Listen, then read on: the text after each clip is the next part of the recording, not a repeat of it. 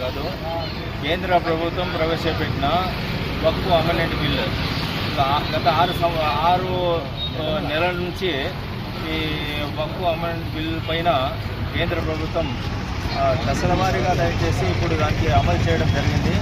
కానీ ఒక్క ముస్లిం మన సహోదరులకి, మన క్రిస్టియన్కి అయితే, మైనారిటీలకు అయితే ఏమి, ఎస్సీ ఎస్టీ బీసీ వాళ్ళకి ఎవరికి బిల్లు పైన అవగాహన లేదు. వాళ్ళకి అందరికీ చాలా వ్యతిరేకం ఉంది. ఎందుకంటే దీంతో చాలా నష్టం జరుగుతుంది. కేంద్ర ప్రభుత్వం ఏం చెబుతుందంటే మనం మీకోసం మంచిగా అంటున్నారు, మంచిగా చేసేటట్లయితే వేరే ఎంతో నష్టాలు జరిగినాయి. ఇప్పుడు కేంద్రము మన రాష్ట్రము వీళ్ళు ఏం చేస్తున్నా కానీ మధ్యలో కొన్ని దుష్టశక్తులతో ఏమవుతుందంటే చాలా నష్టాలు జరుగుతున్నాయి. కాబట్టి ఇది 1% ఒక్కరికి కానీ ఈ మైనారిటీ వాళ్ళకి ఈ చట్టం పైన ఎవరికి